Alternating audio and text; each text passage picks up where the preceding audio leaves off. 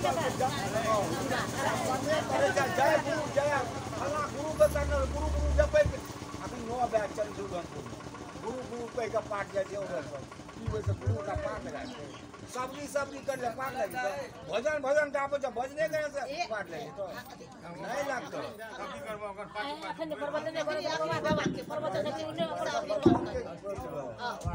प्रवचन ने करो की जाने भाई सब ई बात खानी होना चाहिए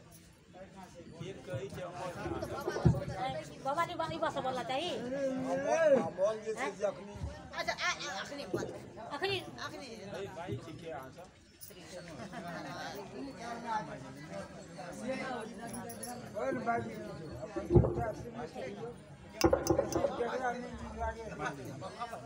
श्री सद्गुरु महाराज की जय। श्री सद्गुरु महाराज की जय।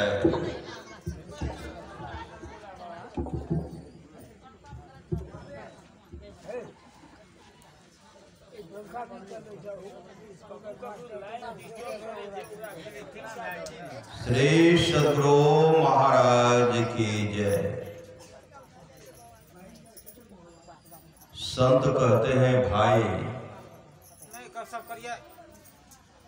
तेरे अंदर सूरत है, तेरे अंदर शब्द है,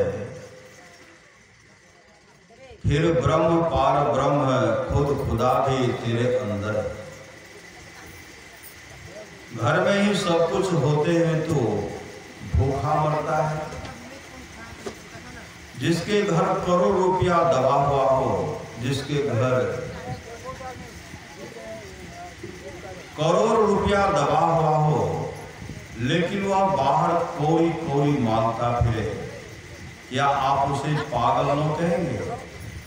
यही हाल हमारा है, जरा गौर करें। संत महात्मा में पुकार पुकार कर कहते हैं कि यह देश तुम्हारा देश नहीं।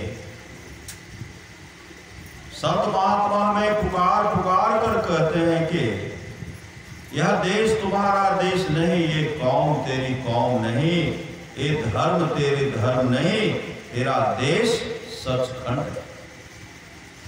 तेरी कौम सतनाम है, तेरा धर्म सतपुरुष है। परंतु जिस तरह मौरी के कीड़े बाग की हवा को पसंद नहीं करते, इसी तरह हम भी लौट लौट कर इस गंदे देश में रहना चाहते हैं। बिना संतों के रास्ता नहीं मिलता, बिना संतों के रास्ता नहीं मिलता। संत इस दुनिया में परमार्थ के बादशाह हैं। जो कोई गया है संतों के जरिए, जो कोई गया है संतों के जरिए गया, संतों के जरिए गया। संत जीवों के पाप नहीं देखते। अगर वे हमारे कर्मों को देखें तो कोई भी जीव उनके पास ठहरने के लायक नहीं।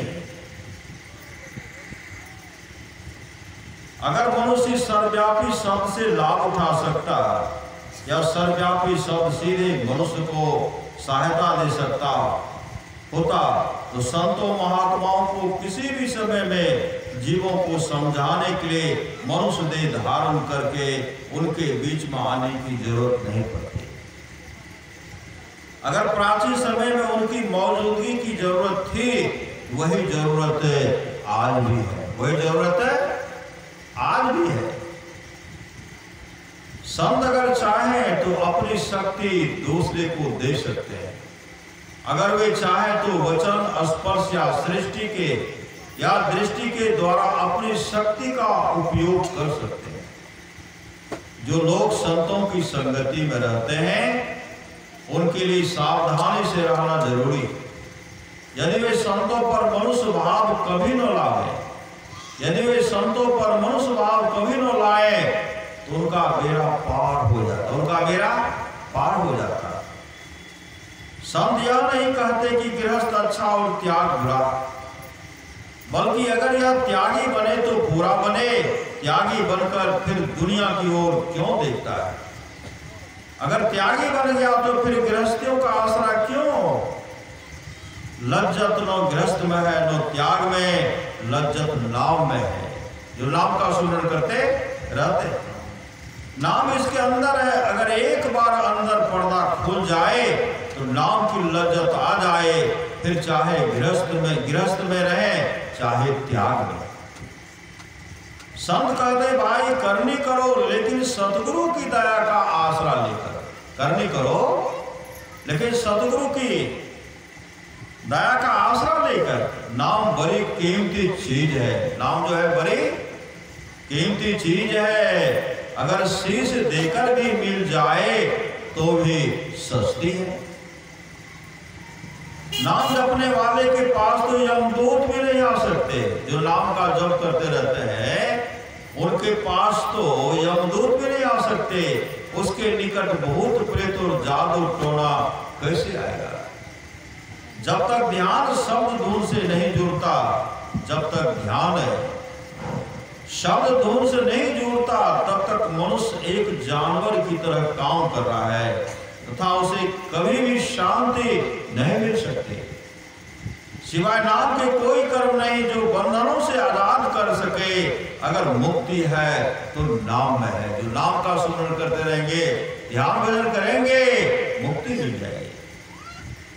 अगर अंदर की लज्जत लेनी है, नाम का रस लेना है, तो शराबों कबाबों दुनिया के भोगों से नफरत करो। जितने ऐशो इशरत है उतने ही दुख, जितने भोग उतनी ही बीमारियां।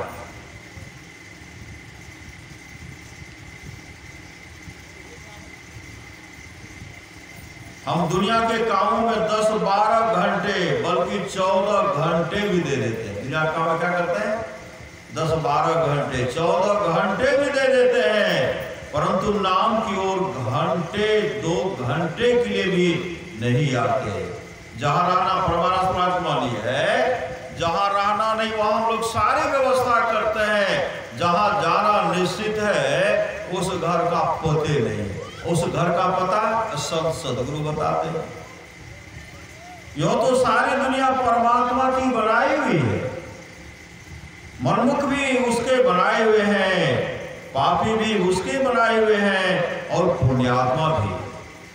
लेकिन जो नाम की कमाई करते हैं वे उसकी दरगाह में जाते हैं, बाकी नहीं।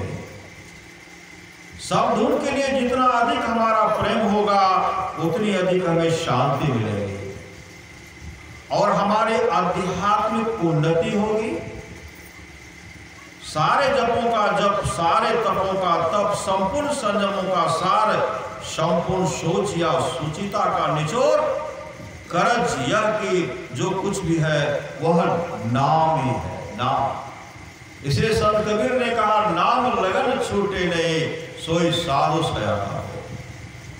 नाम सुमरण बाबरे तेरी सदा न दहिया रे।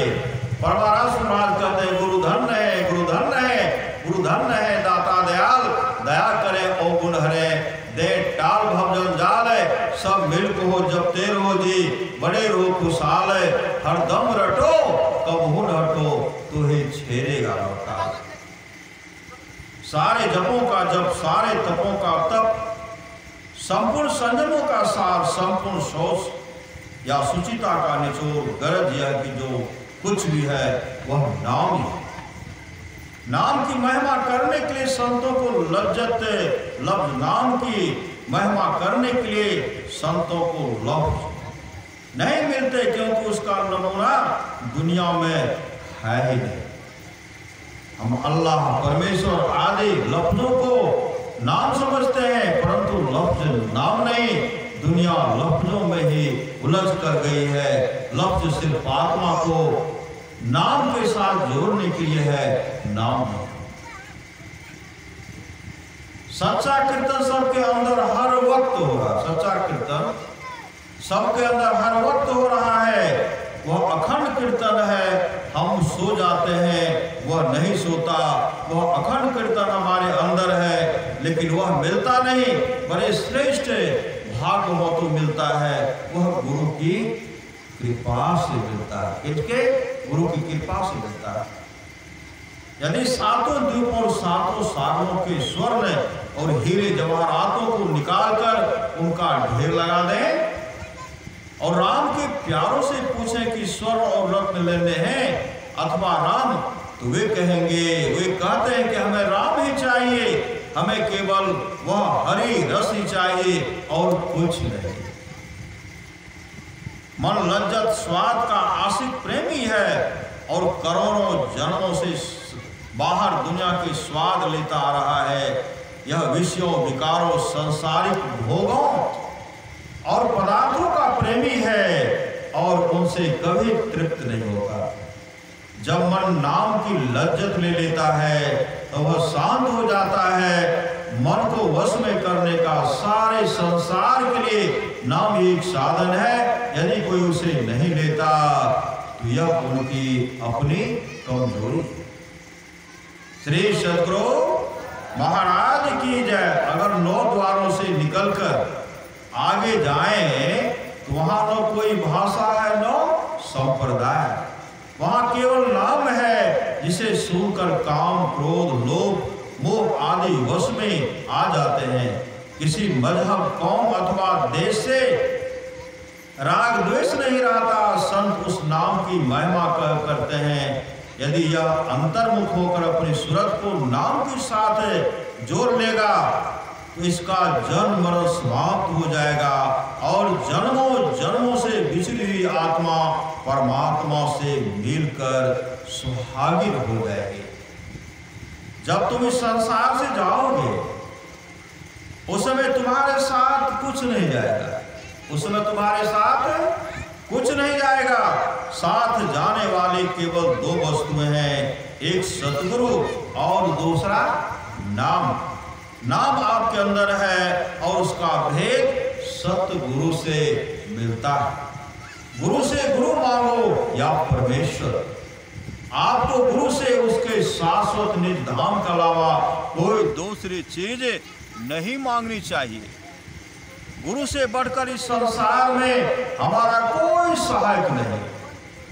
गुरु से बढ़कर इस संसार में हमारा कोई सहायक नहीं। गुरु के सिवा खंडों ब्रह्मांडों पर हमें कोई नहीं ले जा सकता। बस गुरु के तुल्य गुरु ही, गुरु ही। गुरु का रूहानी, गुरु का नूरानी रूप इतना मोहक है, यह ध्यान को खींच लेता है। अगर कोई अभ्यासी इसी जिंदगी में गुरु के नूरानी रूप का दर्शन कर लेता है तो उसे अपने को भाग्यशाली समझना चाहिए। श्री सद्गुरु महाराज की जय। गुरु की सबसे उत्तम सेवा जो कोई भी सत्संगी कर सकता है वह है उनके उपदेशों का पालन करना।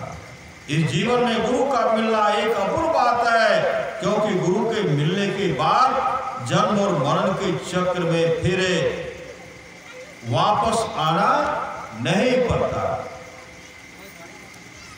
आंतरिक गुरु सदा आपके साथ है, जो भीतरी दरवाजे पर आपके पहुंचने और आपका स्वागत करने के लिए बड़े ही उत्सुकता के साथ इंतजार कर रहे हैं। आप लोग जानते होंगे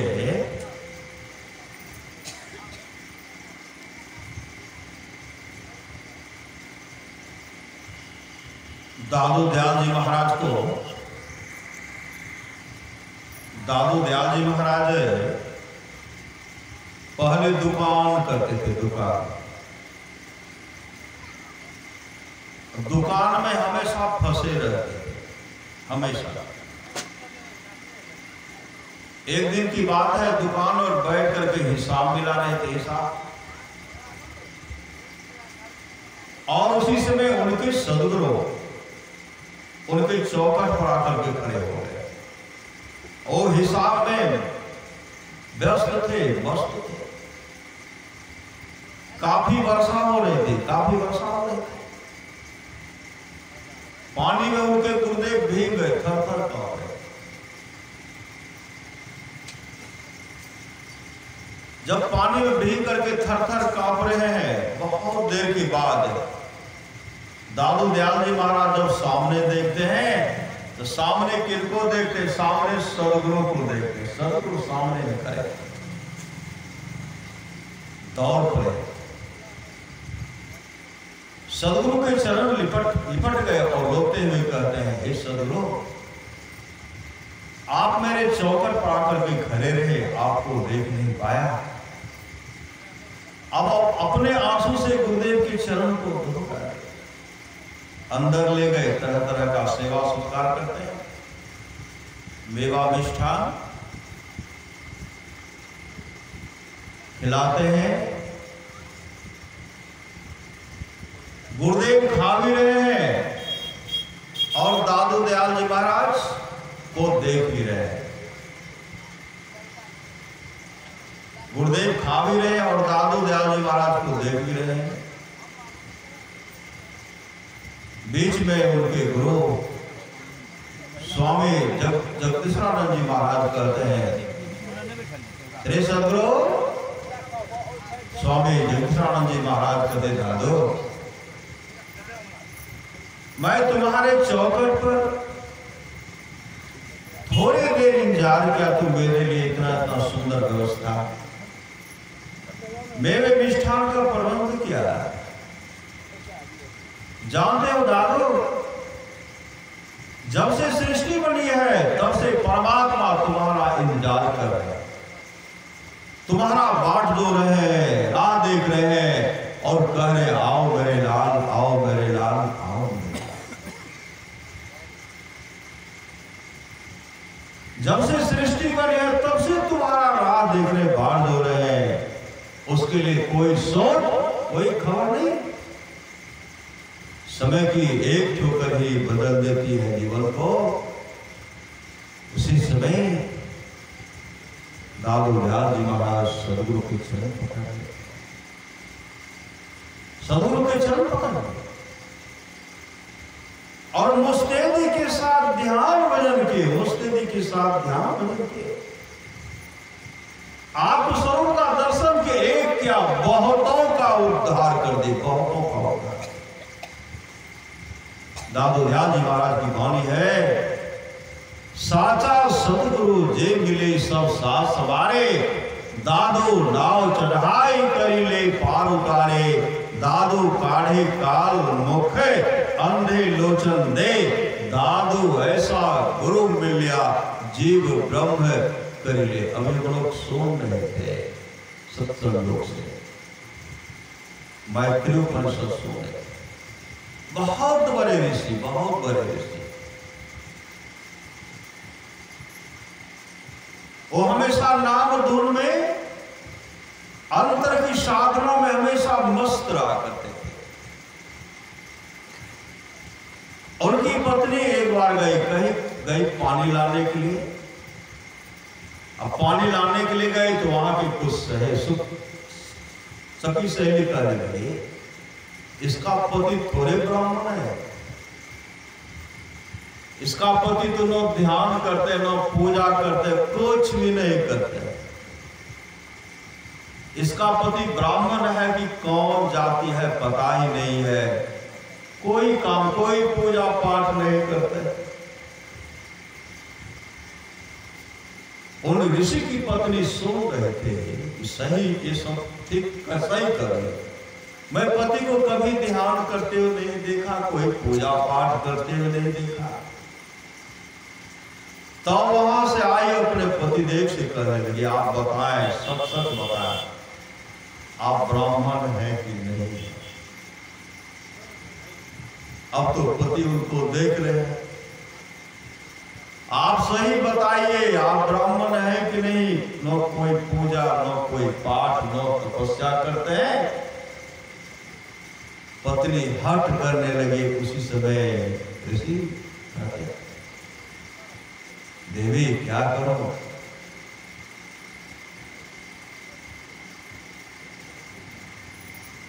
मेरी मां की मृत्यु हो गई, मेरी मां मर गई और पुत्र का जन्म हुआ, यह दोनों सूतक है। इस अवस्था में मैं संध्या कैसे करूं, कैसे ध्यान। ये सूतक, कोई मरते तो क्या तो छुटकारे लग जाता है। अब बच्चा जन्म लेता है तो छठी से लेकर बड़े तक के कोई उस घर में नहीं जाते। मेरे पास जब दो सूतक है, यदि बताओ इस हालत में हम कैसे संध्या करेंगे? पत्नी उनकी पत्नी का सही मेरे सखी सही बोल रहे थे, ये पागल हो गए, ये पागल हो गए। कई वर्ष शादी हो गया, एक भी पुत्र हमको नहीं हुआ। आयरन की माँ जो है, मेरे आने से पहले इसकी माँ मर गई, इसकी माँ मर गई थी, और ये कह रहे कि मेरी माँ मर गई। माथा को पटक रही है, रो रही है कि इसके साथ मेरा संबंध हो गया। पागल की तरह रोने लगी। जब रोते थक गए तब ऋषि समझाते हैं, देवी मृता मोहमयी माता, मतलब मोहमयी माता मर गई, अबोधमय सूत्र का जन्म हुआ। मतलब मेरे पास जो अज्ञानता थे, अज्ञानता समाप्त हो गई, ज्ञान में पुत्र का जन्म हुआ। बताओ अब संध्या कैसे करूं? मतलब मेरे हृदय में हमेशा ही सूर्य उदय उगा रहता, मेरे हृदय में हमेशा सूर्य उगा रहता है। तो कहां जाकर के तर्पण, कहां जाकर के आरती दिखाओ, दीपक दिखाओ, कहां क्या करो? जब तरह तरह का साधना वाली बात बताए तब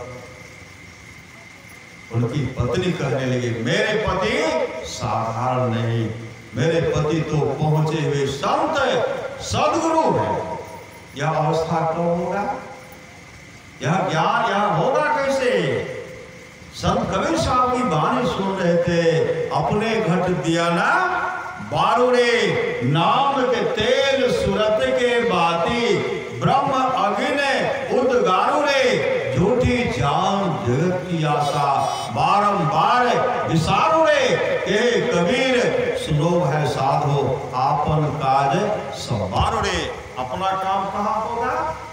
अपना काम होगा, अपने जीवन की बात को सदगुरु के हवाले कीजिए।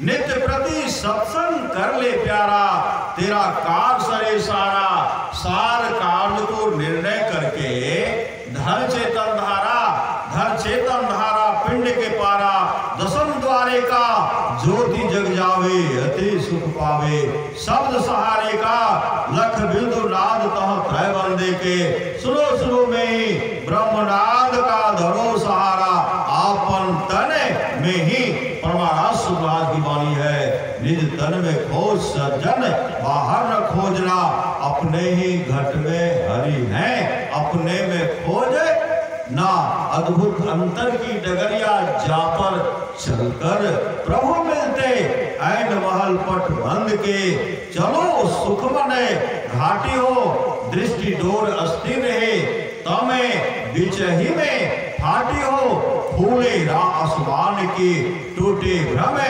टाटी हो, ज्योति मंडल धस धाय के, निर्खत बैराटी हो, धुर धुन गही लही, परम पद बंधन लेहू काटी हो, संतन के यह राज रही, भिख भरम से पाटी हो, मैं ही देवी साहब दया, दिन ही भ्रम में काटी हो। यह गुरु की कृपा, जाओ गुरु कृपा तनि विचारे, मिटे कल्पना सो गए, गुरु समदाता साहिब नाही, गुरु गुरु जपिए लोग है, गुरु तजी और नो चित बसाइए, गुरु गुरु गुरु गुरु नित्य जपत रहिए, मैं ही कर जोड़ी, गुरु चरणन धरे चित्त है।